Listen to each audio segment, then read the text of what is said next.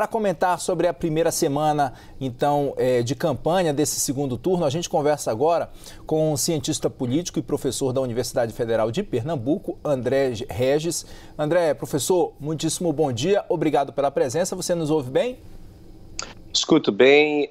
Bom dia, Kenzo. Bom dia, Stephanie. Grande prazer estar de volta à CNN.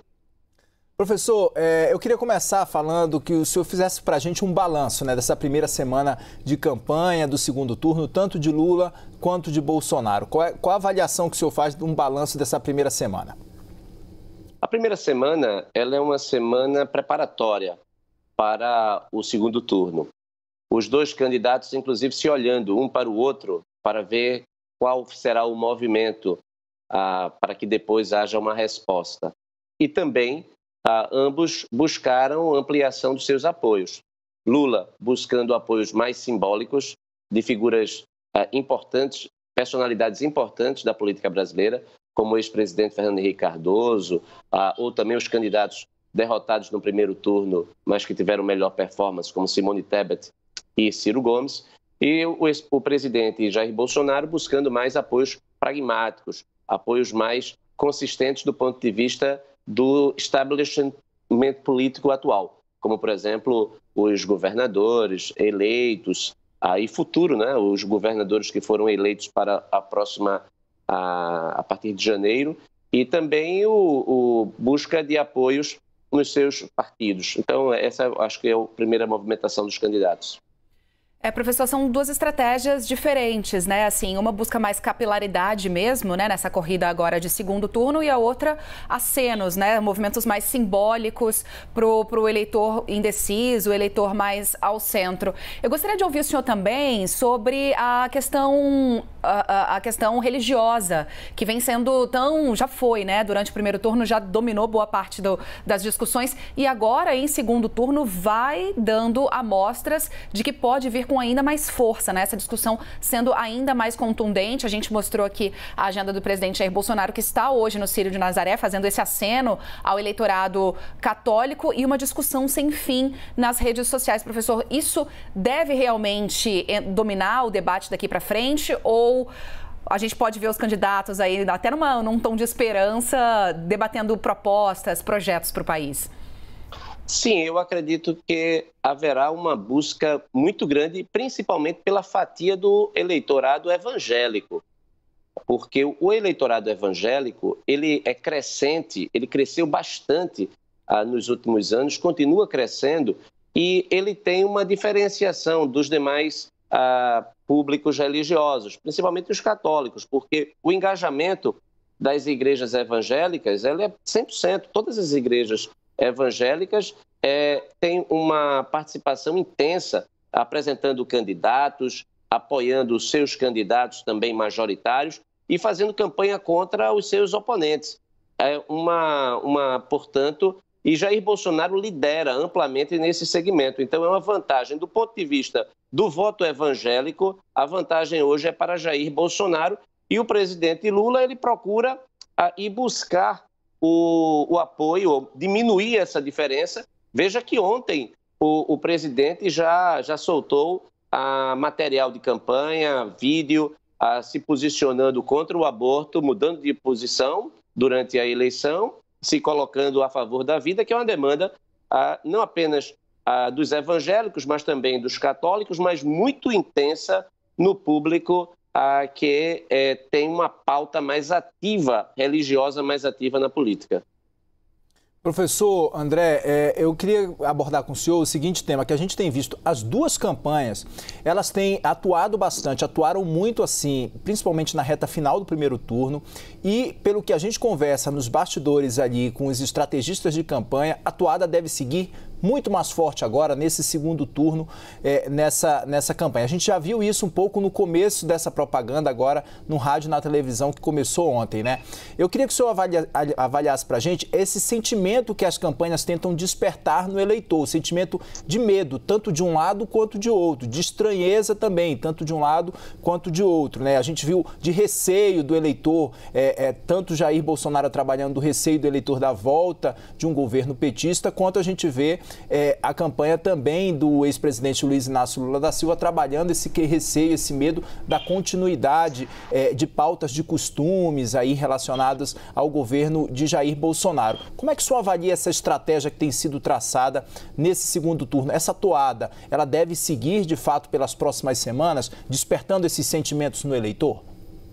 Olha, a gente tem observado também uma certa oscilação, né? Ora o tom ele é elevado, ora ele vem mais moderado, de acordo com o público específico que os candidatos estão falando. Então, acredito que esta será a tônica. Quando se falar para um eleitor, por exemplo, que tenha uma aversão maior à corrupção, e aí procurar botar o medo no eleitor de que se Lula voltar ao PT, à presidência, será um novo petrolão, e do ponto de vista de Lula, colocar o medo na população de que se Bolsonaro ganhar, e com a ampla vitória que ele já teve no primeiro turno, isso pode significar a pavimentação de ataques contra a democracia. Então, esses sentimentos de medo, ele é recorrente em campanhas, ou seja, os candidatos, eles têm uma estratégia que é de se valorizar em relação ao oponente, né? Mostrando as suas qualidades, as suas virtudes, e também a de comparação com o outro candidato e, finalmente, de ataques desqualificantes em relação ao seu oponente. E isso a gente pode observar, Kenzo, que poderá ser a tônica do primeiro debate. O debate presidencial que está já marcado, ele deve ser eletrizante, assim, e deve, por conta desse acirramento também, atrair um público muito grande. Talvez seja a expectativa da maior audiência de debates. Então, o debate numa disputa que é muito acirrada, essa disputa, eu acredito que ela vai ser tão intensa e decidida na reta final, ali naquele photo finishing, né, das corridas, muito semelhante ao que ocorreu na eleição presidencial de 2014, quando Dilma ganhou de Aécio Neves. Então, esta é uma expectativa de que a campanha será intensa do início ao fim desse segundo turno. Professor, eu gostaria de te ouvir também com relação às minúcias dessa corrida, né? Porque desde o começo a gente vem falando que é uma campanha muito polarizada, que essas eleições estão muito polarizadas e o eleitor com um índice de decisão muito alto, né? Mais de 80% apontavam, as pesquisas já sabiam em quem votariam e estavam muito tendenciosos a não mudar os seus votos. E a gente viu também um índice de abstenção muito alto no primeiro turno, né? Mais de 20% dos eleitores não compareceram. Então, onde é que está necessariamente o alvo de cada um desses candidatos? É naqueles que votaram nos candidatos da chamada terceira via, que tiveram ali pouco mais de 7% dos votos somados? É nos eleitores que não foram ao primeiro turno e que podem, né, e devem, inclusive, estar nas urnas agora no segundo turno? Onde é que está o alvo de cada um dos candidatos?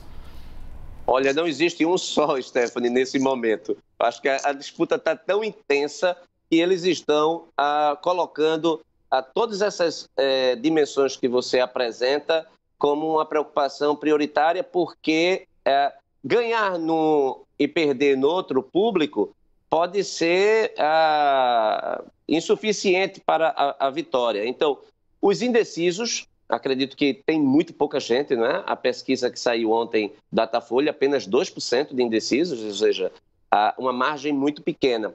Mas o voto, levar o eleitor para votar é fundamental, porque nós estamos acompanhando no Brasil uma transformação do voto obrigatório no voto facultativo. A cada eleição, o número de abstenção de eleitores, a abstenção aumenta. No primeiro turno foi superior a 20%. E, tradicionalmente, o segundo turno, a abstenção aumenta, porque nós não teremos os candidatos a deputado estadual, a deputado federal, ao Senado. Então, há um estímulo menor para o eleitor comparecer ao dia da votação. Então, os candidatos, dependendo de onde ocorra a maior abstenção, isso pode ser decisivo na eleição. Por exemplo, região Nordeste foi a menor abstenção do Brasil. Assim, a média ficou abaixo. Aqui no Nordeste, por exemplo, Pernambuco, 17%, Ceará, 17%, quando a média nacional foi acima de 20%. Então, isso é bom para o presidente Lula. Se a abstenção aumentar no Nordeste, e há uma tendência de aumentar, isso será bom para Jair Bolsonaro. E, essencialmente, em Minas Gerais. Minas Gerais pode ser o grande fator decisivo novamente desta eleição, como foi em 2014. Aécio Neves só não foi presidente da República porque ele perdeu no estado dele, em Minas Gerais. Se ele tivesse ganho, ele seria presidente da República. Então, é preciso que os candidatos eles tenham a capacidade de olhar esses vários alvos e estabelecer uma estratégia. E a gente já está vendo aí também, né? Estratégia de movimentação de equipe. Por exemplo, a campanha de Bolsonaro já encaminhando a sua esposa para fazer uma campanha mais segmentada para um público evangélico, ele buscando o apoio dos governadores eleitos. O mesmo acontecendo com o presidente Lula, tentando reforçar o palanque já de Fernando Haddad em São Paulo, que também é outra questão sensível a São Paulo. A vitória, quem ganhar em São Paulo, do governo, aí é uma coisa interessante, Stephanie, porque a dimensão estadual em São Paulo, ela é tão elevada quanto a dimensão nacional, porque os apoios à eleição estadual de São Paulo, que é fundamental, porque ela não está decidida ainda, e os partidos estão se movimentando em busca de espaço. Eu vejo o caso do PSDB dividido, o PSDB histórico apoiando a Lula, como Fernando Henrique Cardoso, José Aníbal, José Serra, mas você tem o PSDB governo, que é detentor das máquinas, ou seja, das 700 prefeituras do estado de São Paulo, a maior parte é formada por prefeitos do PSDB. Se houver um engajamento desses prefeitos no dia da votação, isso poderá também resultar numa menor abstenção e também mais votos para o candidato defendido aí por essa fatia do PSDB, liderada pelo ex-candidato Rodrigo Garcia. Professor, a gente viu ao longo dessa primeira semana de campanha agora do segundo turno, articulação muito forte, né, de todos os dois candidatos, tanto do ex-presidente Lula quanto também do presidente Jair Bolsonaro, para tentar fechar palanques, os anúncios dos partidos, dos candidatos que perderam aí no primeiro turno, ficaram em outras posições no primeiro turno à presidência, de deputados, de senadores, uma articulação muito forte a isso e os anúncios também dos partidos e desses candidatos também e também dos eleitos, né? Ao longo dessa semana a gente viu isso muito forte.